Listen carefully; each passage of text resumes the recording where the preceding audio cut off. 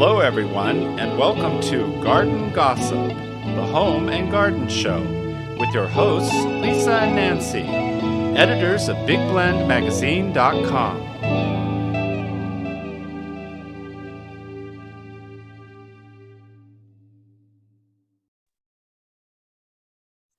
Hey, everybody, welcome to Big Blend Radio's Garden Gossip Home and Garden Show.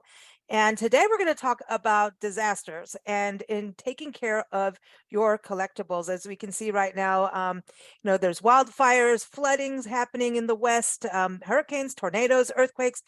It's been going on. It's been the last few years have been very trying for many homeowners and businesses across the country and around the world. And I don't think it's going to change that much if we don't fix what's going on with the climate. And of course, there's also normal natural disasters, but we're going to talk about what to do, how to be prepared to take care of your valuables. So we're very excited to have Will Seippel joining us. He is the founder of this awesome website, WorthPoint. And I encourage you to go to WorthPoint.com. When you go on there, be prepared to go down a rabbit hole. It's really cool. It's the world's largest provider of information about art, antiques, and collectibles. So welcome to the show. Will, how are you?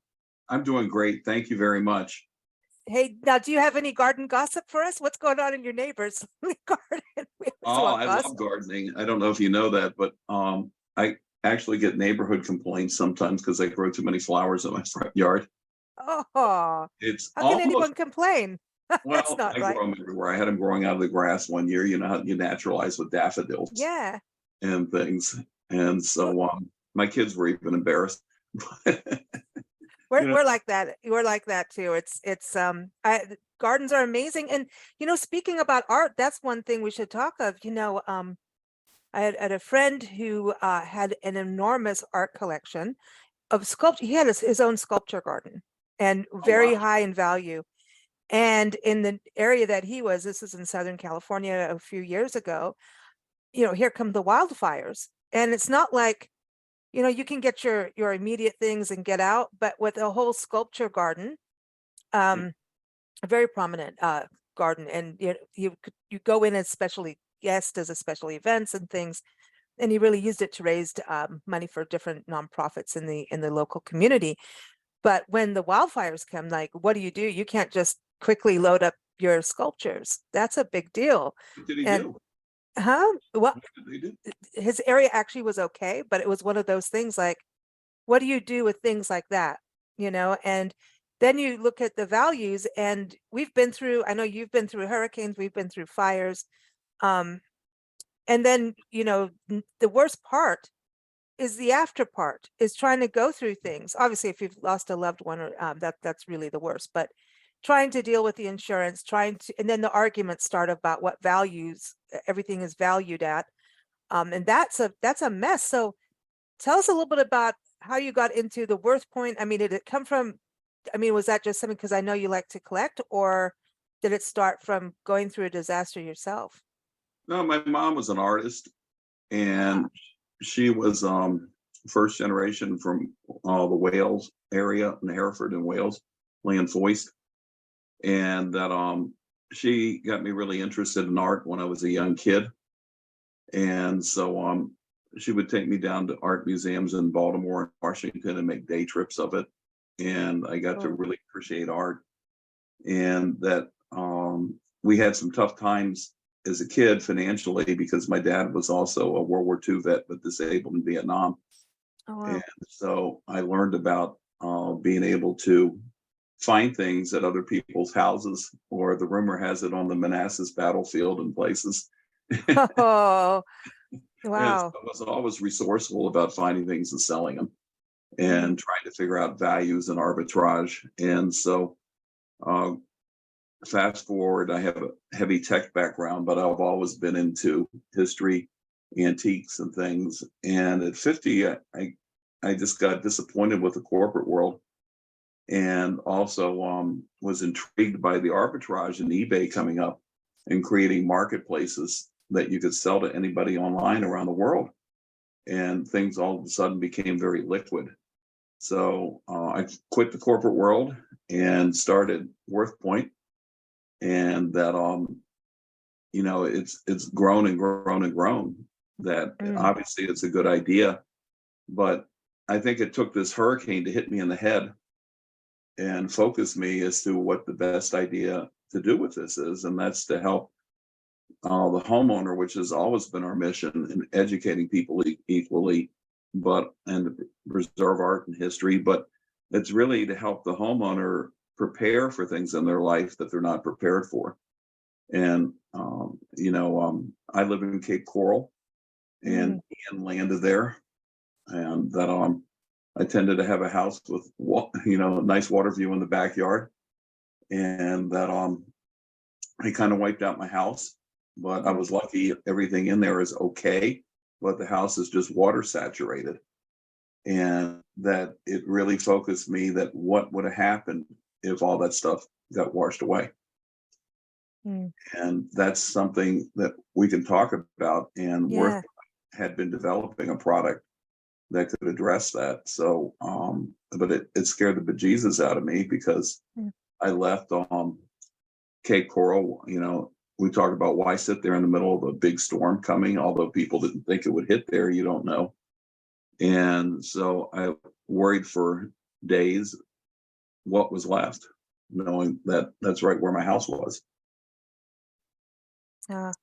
Man, it's a rough thing when you go through it because you're evacuated out and then you don't know. And we had rumors that our house had burned down and like our whole neighborhood was gone. And then we actually found a place that we had all of our stuff with us and our cats. We evacuated from Southern California, a little mountain town, all the way to Tombstone, Arizona on Halloween, and ended up on a ghost tour. and, and we sat at Big Nose Kate and found a place to live. And we're like, back in the days with actual, files. This was before everything was, so digital. And we're like, well, we can set up shop and keep going with the magazine here. Why not? And then they're like, oh, no, your house didn't burn down. We're like, oh, but we found a place right next to Boot Hill Graveyard. That was kind of cool to us, but you know, Well, you have to. I mean, first, lives are more important, absolutely. and that we had a lot of tragic loss in that area, and Southern Florida on the Gulf side is really an old-fashioned community where people still help each other and care about each other quite a bit. And so it was a tragic community loss. But so I look at my stuff come second, but still I have a lot of my family stuff and history down there, and I had not documented it. And so I was disappointed if it was going to be gone, and you just didn't know. And I finally thought about, well, when I go from the airport to my house, I have a driver I use. Let's send him over and get pictures. He's not driving anyone around. He's Cuban. He's looking for money on how to make some money. And so I got him, I'll talk him into setting up a business where he could go take drones over people's houses and take the condition, and for $100 get the images. And so that's what I did to find out, well, my house is still there. But what I found out subsequently is we had about 4.5 hours of 150-mile-an-hour wind plus. And so water will get in any tiny pinhole at that point. And that it also has the ability to lift off parts of your roof, which it did on mine. And all that wind forces in there and creates big explosions and messes up your drywall with air pressure. So the roof was totally messed up and the house was totally saturated. And so subsequently, between the insurance companies have not been overly generous in helping down there and have created quite a problem in the state, although you pay a lot for insurance. But with the issues I've had with mine, the roof has been open for over 90 days, although I've tried to patch it. Oh. So I had to move all my belongings out for mold. But I did, and we can talk about the steps of what I went through. Yeah. I want to do that. Protecting my assets down there. But, there's a lot of important family things, whether it's furniture or paper or pictures or images and stuff. And I had just started sorting through some of the items from my mom's estate when she died years ago. never really wanted to go through or had the courage to go through some of the things. And so some of the things that I wanted to protect were newly found things. I had never seen my dad in a World War II uniform until I found, one of her pictures. So for me, Yeah, it's priceless. yeah, That's price, and yet, when we think about photos too, I have a friend who found, I think it's her great grandfather, a photo of her great grandfather that someone collects old photos. And it was in an antique shop. She bought it and it turned, and then at the back, I think she found her great grandfather's name on behind, they'd written on the back of the photo back in those days, right? Who yeah, it was in the year. And she found her great grandfather's photo that way from a friend who had purchased something in an antique store, something like that. And so there are people who collect historic photos. And, I think thank goodness, because people will throw things away like that. And you never know who down the road you can connect with your ancestors through this. So there's that value too with historic photos and paintings, obviously, art, antiques. Sometimes we don't even realize the value. And I think, when I went on your website, WorthPoint, I'm starting to go, I'm like, this is like the Antique Roadshow, man. You go down this rabbit hole of like, what's that? I didn't know they made these. And then so it's kind of, there's a real fun side to your website. And yet I understand the importance of understanding the value, but a lot from when we went through the fires, and we went through many, the one really big one, the Cedar Fire, I ended up taking photos for all my friends who had lost their homes and trying to document for the insurance. And people didn't remember actually everything that was there until we saw shards of things. And so to even do the insurance work, it was a nightmare because it was like a he said, she said thing. Well, do you have any receipts? And, especially now we can digitize, which helps. right. But back then, and there's a lot of people who don't know to digitize and keep these kinds of things. Like they'll never get any compensation back because it wasn't, the receipts went up with the fire kind of thing, And there are tools now that quote can allegedly do what we're talking about here with the WorthPoint Vault in our product, but they can't. The remediators showed me a tool that will go around and take a picture of your whole room, like in a 360. And that's a place to start, but it doesn't grasp the individuality and value of an item. An example, you have a bunch of books on your bookshelf. So what? What are we going to price them by the book? I collect early editions or first editions of Maine and its history and things that pertain to it because I lived up there for over 30 years. And that, so there's books by Kenneth Roberts, who was a well-known historical fictional author that wrote books like Rabble in Arms, which is hilarious because he likened the Maine's Revolutionary Army to a rabble an army, and everybody's a general and nobody's a private, which is so true about Maine. But what's the value difference between a first edition signed copy versus a later printing? A huge amount. Absolutely. So who's going to believe you if you don't document these things? So yes, you can take a 360 image of your room, and that's better than nothing. But how do you know if those are a real piece of rookwood versus a later production of rookwood or a knockoff? And that all this is so important and so critical.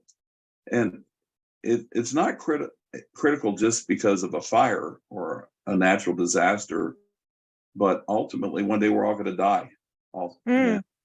So that's inevitable.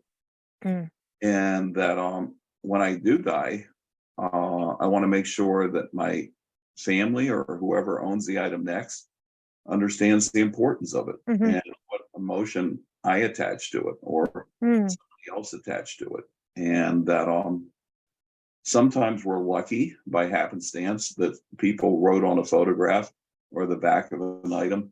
And one of my favorite items here that I can say is that Ooh. is this is a watch safe or a watch hutch when you would come home and you would put your pocket watch in it. And it would serve as a base for it that you could use it as a clock in your house. Now, this item dates back to the late 1700s, Wow.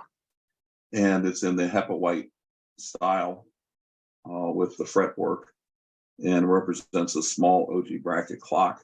But what was really cool is the person had the foresight to write on the bottom, which is going to be about impossible to see here. Yeah.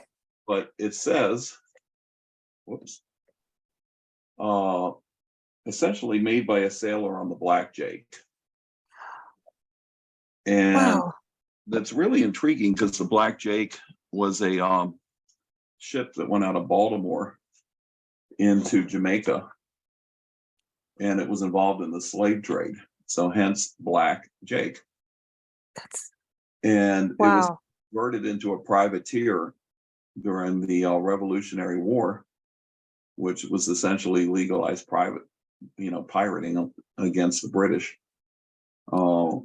But the ship was sunk. Hey, that helped save Louisiana and New Orleans. They, I'm like, go they privateer. We're not deserved it. pirates. We're privateers. Exactly. They deserved it. And, but you can see the pieces of whalebone in the design and everything. So it Wow. all makes sense. But most items don't have that. And, quite often you hear if that picture could only talk. Mm. And they can now with modern history. And you can see some things around me. They're not necessarily that valuable, but they're emotional. And that hat is from a guy down on Fort Myers Beach that made it. I don't know if he survived the storm. I have a picture of him making the hat, but it was important to me at the time because it embodied a whole bunch of memories I was having down at Fort Myers Beach that day. Mm-hmm. And so that can be preserved in my vault forever. And you never know what comes up later. I mean, how many artists get famous once they've passed on? You know what I mean? So you never know. And so it kind of, this is fascinating to me because in a way, if you're a collector, and even if you have a few things, right, and hand-me-downs from your family, these treasures, right, it's almost like you've obviously want to store them in the correct temperature and store them in the cool dry place, and Yep. then I look at this also for musicians. We all, I'm like, everybody needs to know about this because if you're a musician, you want to do the same thing. You're taking care of your instruments. And musicians, I mean, it's like every week, I see musicians I know going, somebody stole my amp, somebody stole my guitar. Here's a photo of the guitar. But do they have all the paperwork that goes with it? And a lot of times, even, it's especially difficult. And I know because we travel full time, how far is your car insurance going to go for what was inside your car? Right. So, so if your guitar was stolen out of your car, and I know this from having my car blow up in a fire with music gear in it, because we're musicians, and our bass player in our band had just received a new Carvin amp and bass. It sucked, but he lost it all within not even having it for 2 weeks, and then it went.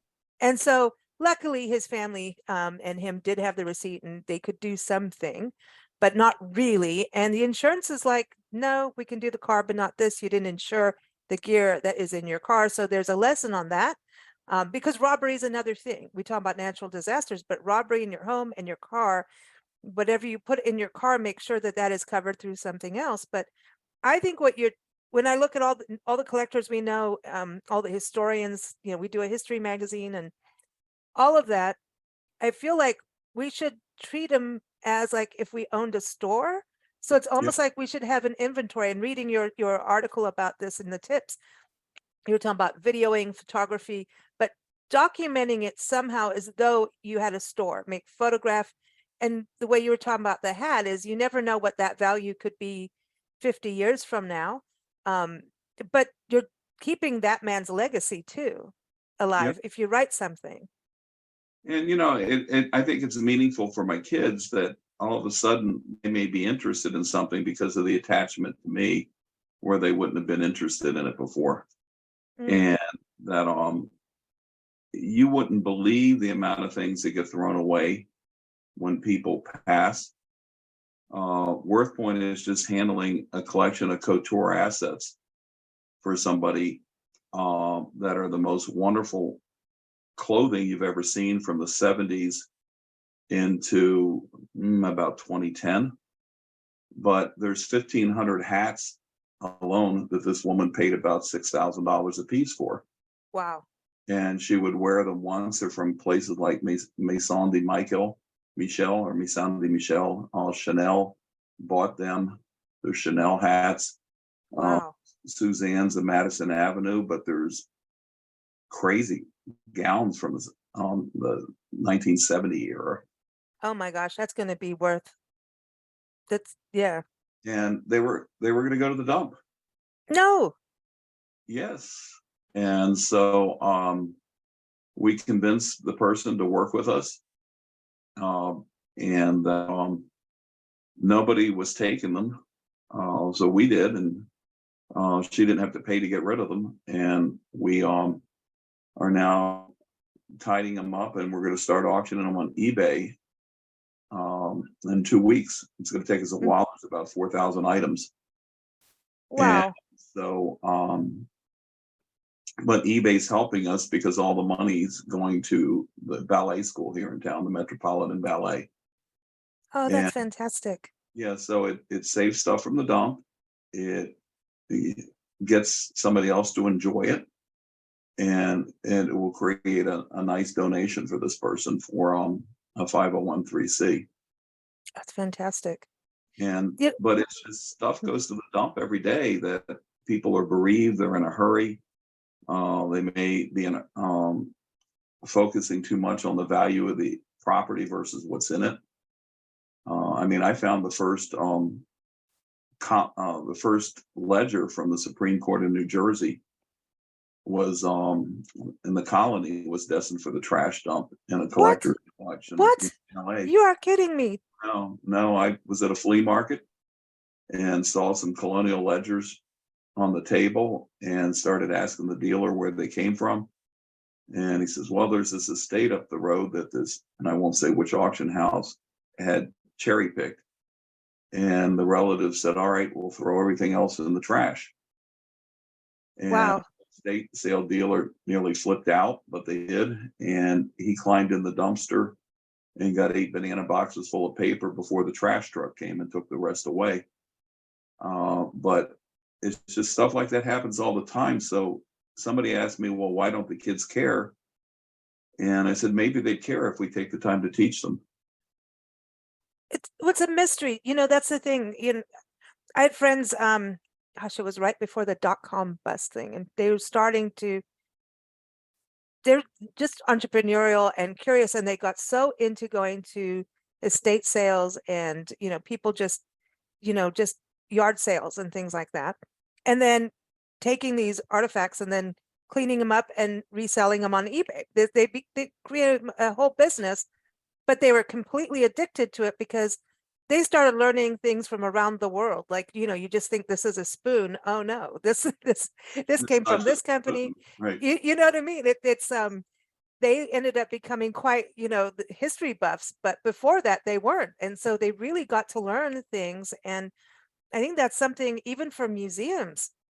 And a lot of things should be in museums, but museums are having a hard time too, actually just keeping collections. And so it's important that it's saving things by knowing the value of it. But how does someone, say, you inherit something, and there's some value to it. What is the first thing that how do they work with WorthPoint? Because I got geeked out on all the facets. It's like a museum. Well, there's about 5 billion web pages on WorthPoint. No kidding, it's crazy. I told you it's a rabbit hole. Yeah, you could sit down and spend your life going through it and you'd never get halfway through it. But what WorthPoint does is it consolidates databases for prices realized or asked for items. We also have a database for makers' marks, patterns, and symbols. We call that MAPS. And we have another database for books from the libraries. And a lot of those copyrights are electronically exclusive to us. and there's about 15,000 books in there, and it grows by about 150 books a week. Wow. We also have a dictionary that pulls all that together and helps you understand something. And we'll be adding statistics to it too for price movements. But that's the core of WorthPoint, and the WorthPoint people always knew. And I thought it was important. Not only do you want to understand the financial value, but sometimes you don't even know what it is or the significance of what it is. So you have to have the research with it. What we're adding, and it's in a beta stage for paid customers, is the WorthPoint Vault, where you would take a picture of your item and chronicle it right in there. You'll be able to add a video to it by the second quarter, because my kids want me to tell them about all the items that we gave them that were in the family. And so it's really easy to talk here about this item. Go put it up. It's not a lot of work, is it? It's not as much work as typing. So Right. that video will be in there, but it asks you questions like, where did you get it? Do you have a cost basis in it? How long has it been in the family? Is it insured? Because what I learned, these rascals with the insurance companies, and I don't blame them because we let them do it, but I didn't understand my homeowner's policy, and the contents policy would have been rather useless to me. And the coverage, because it doesn't cover art really. I think there's a $1,500 limit on art, and after that, you need to have items appraised. I'm hoping to wake up that industry and say, why do we need to have everything appraised? And I did this when I sold my house in Maine. It was in a January. You're really going to have a house sale that's successful in Maine in January? I mean, come on. That's getting a little cold to me when you say that. Yeah, so I went down and gave almost everything to the Habitat for Humanity. And I took pictures of me unloading it at their place. I took pictures of items that were very similar on WorthPoint. I put it together in a file for the IRS and said, here you go. Every item substantiated its valuation. And they accepted it. Wow. And so I think the appraisal world for items under some value is going to end up there, which is going to cover a lot of what we have in our house. But I realized I'm not even insured for what I have here, but I have $500,000 of homeowners insurance for what's in the house. Wow. So we really need to understand our policy, but the questions that we ask in there that are really easy to answer, and is, are you insured for this item? Yes. Well, what policy? Click the company. But if you have to, then it gets you to think about that question, Lisa, that what am I really insured for this? I need to go understand it. I had a friend that his wife lost her diamond earrings. They think they were stolen. He thought he was insured, but they weren't scheduled, so he got no money, but she got new earrings. And so, well, she's always going to get her new earrings if he wants to be happy, but that's the thing I was saying about like things in your car. That's what I learned from nothing. And I lost original music that was written and just freshly written. We'd driven from a gig home. I just went into the house to take a shower and everything blew up in the garage. And we lost everything in the storage. I mean, it's a mess. And when we lost, like, to lose original lyrics and original written music. Nowadays, you've got your phone, you've got cloud, you've got whatever. Right. So you've got to kind of think, like, immediately do something, because you never know when something's going to happen. And I'm not trying to be a fear person at all. But I mean, the first thing you do is just even sing it. I don't know. It doesn't have to be good. Just whatever it is, protect it in that way. But I really, if I just keep going back to, if you're an artist and you're carrying your art somewhere and something happens, is your art protected? If you're taking it to a show, is your art in your car protected? And, but that happened to a famous musician, Paul McCartney. Yep. I think that was the Venus and Mars album, but he had to rewrite everything when he got over to Africa to record it. but it happens, and that I can tell you that nothing would replace losing my family stuff, but Mhm. money would help. And having at least a copy of it pictorially in my vault would certainly help. And having the pictures will help me get the money. But you're also preserving history in some way. Yes. You're also preserving family history. There's something, I think about families back in the day where a lot of the records were kept in the family Bible. Yes. And then people go, oh, that's just another Bible. It's like, no, it's not. It's got the baptism dates and things like that in there. So by doing this, if something does happen, God forbid, at least you have a video, you have that sentimentality, but it's also something for historians that may need it somewhere at some time. You No, know what I and mean? we talked to Georgia Tech about if we get people to start using the vault, which I think we can with offering it through insurance companies. So you get properly insured, you get a discount on your homeowner's policy. It eliminates conflict. But Georgia Tech, we talked about, wow, if people would make some of the stuff public, what's in there, we could make a great collection on Georgia Tech football with what's in people's houses. Oh, yeah. Wow. You'll never get it all in museums, but if you get people to share it, then you don't need to have the museum. You have the items online and you can curate them and put the pictures up there. And by the way, you're protected if they get stolen. Wow. Because you'll have a record of it. And if it shows up again somewhere else, I wonder if we're going to end up like that with more digital museums. You know what I mean? It's kind of I think but it's a way for people to experience museums around the world. Like during the pandemic, museums started doing tours online. They're like, okay, we can do this. We can take people on a tour of the museum, So I think you're going to have one just for the bulldogs, the dogs.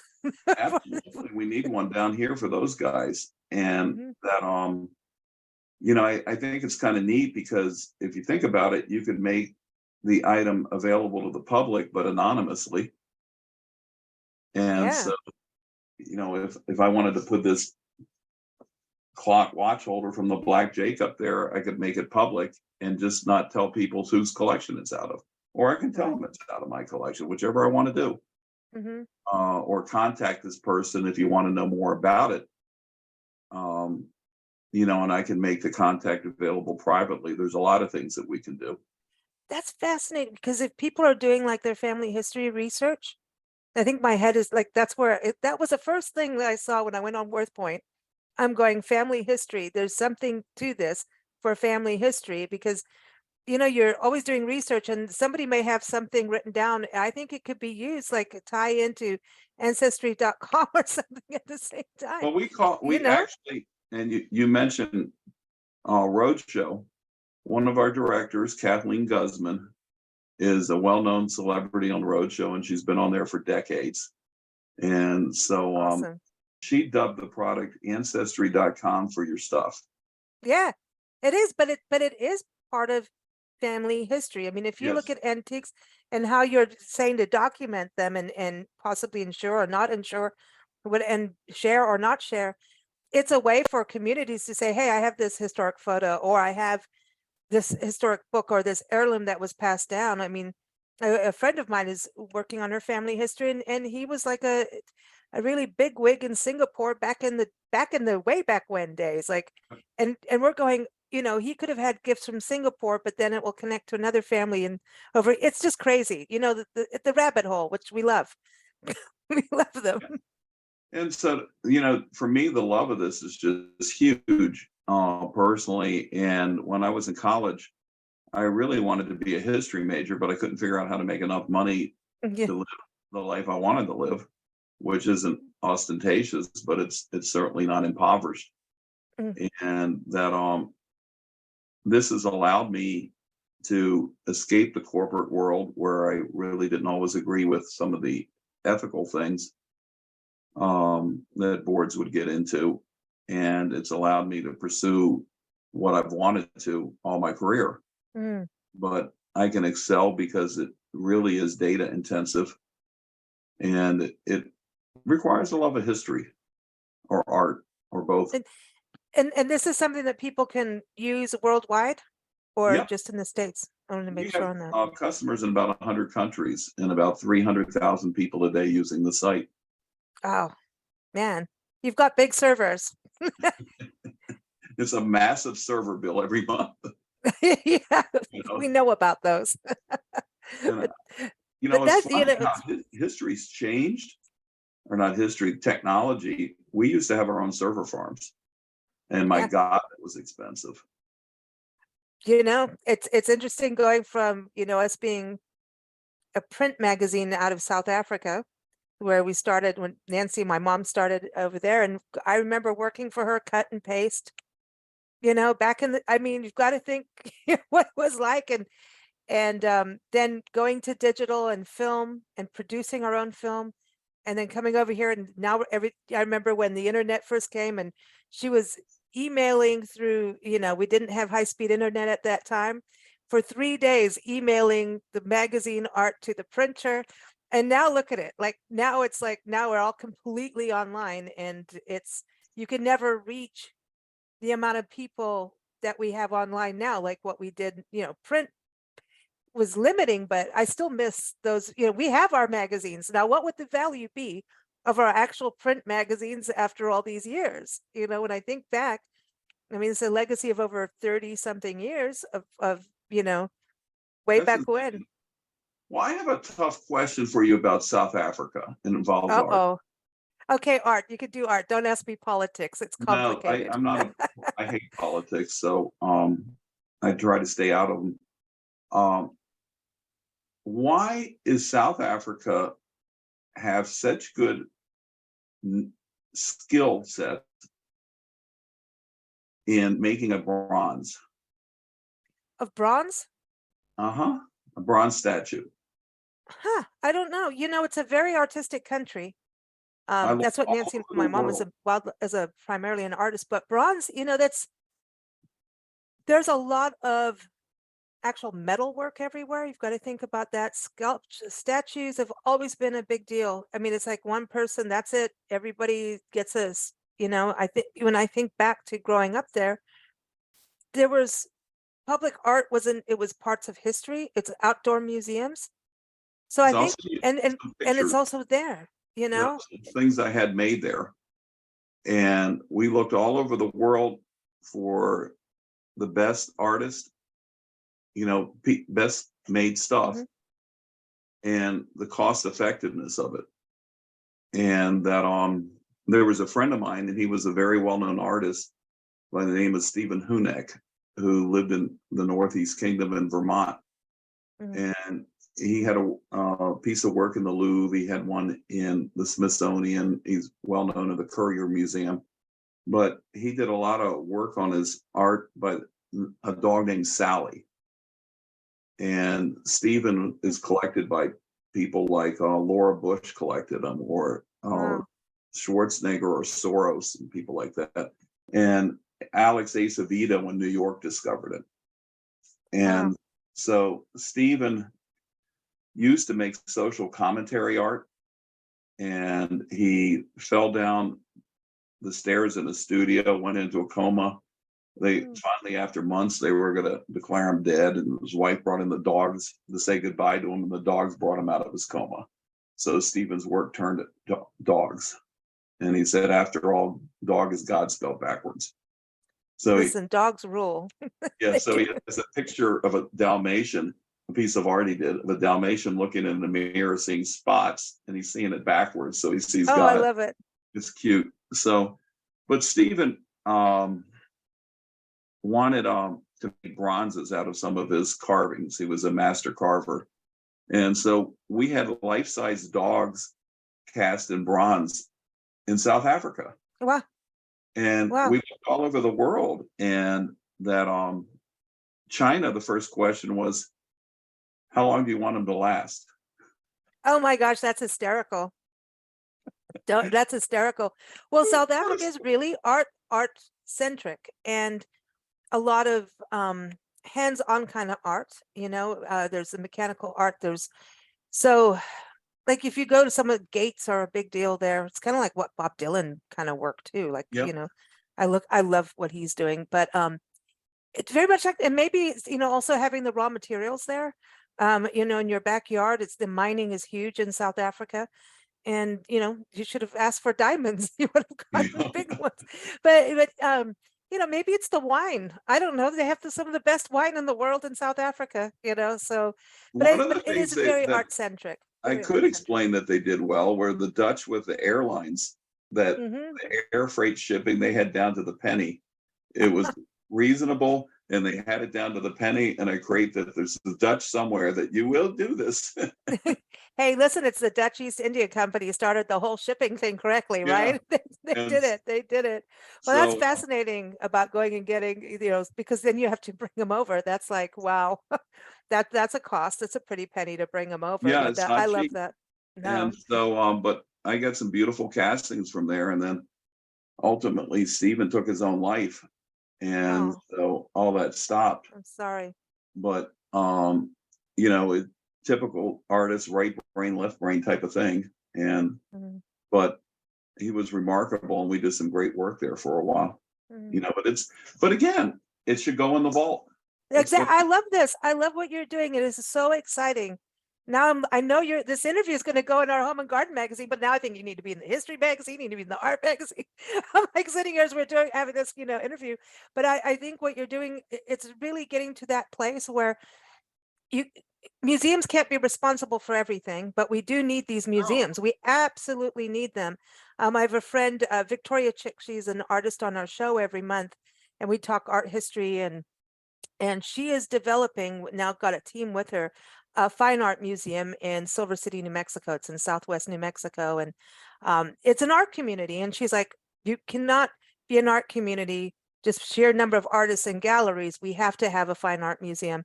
And their first steps, they have all this donated art, but their first thing before they have the building is a website so people can have this visual experience of the quality of art, who this artist is. So it's already becoming a museum without being a physical one yet. That's a big deal to I think start a that would fine be art museum. cool. And the ability to archive with what you have. I mean, there's so much out there that should be in museums that won't be, that people should know about. Hmm. And I talk about my mom as an artist. My dad was more of a well-known artist. We all the men in my family sew, including me. I embroider. Oh, wow. And so I've won national contests. My dad was the only male judge in the Embroiderers Guild in the country, but it Wow. all comes from sewing sails. We were sailors. Right, Maine. Yeah. And so, I want to archive what I have that my dad did, even in going around to some of the churches, because he did a lot of work for churches in stitching, and try to capture it and save it online for people to see. And that it's an idea whose time is here. Hmm. And that it's a practical application for the web. People have talked about, well, the value of real estate in fantasy land. I forget who was creating this place. And Shaq just bought his house here on the virtual land, so you can have one next to Shaq. I don't think that's ever going to be really reality, or we can live in the matrix. But a practical application is really perpetualizing the gathering of information and centering it to understanding people and their history. Hmm. And that's a big deal to me. I think this is, because people are always saying, oh, because of the digital era that we're losing our history. And I'm going, no, we have to change how we use it. It's all about how we use things, even AI and all of that. People are all scared of it. I'm going, no, it's tools. And if we have these extra tools, we can do it. It's a fascinating time to be in, to live here now in this era of, I think the internet is only now becoming what it can be. I think we're only now at the tip of it. And, then one day we'll find out we're all being run by aliens. So there it is. but it's all good. I think it's fantastic. Everyone, WorthPoint.com is the website to go to. Loved our conversation, and really thank you so much for joining us, Will. And I know this is going to make people think about what they're doing, and hopefully starting their inventory if they haven't, but keeping it up to date. But go to WorthPoint.com, everyone. Of course, keep up with us at BigBlendRadio.com, and if you go to BlendRadioandTV.com, sign up for our newsletter. It comes out every week. You get our digital magazines, upcoming shows, all that good stuff. So thank you so much for joining us. Thank you so much, Lisa. I really appreciate it. And sometime let me walk you through my vault.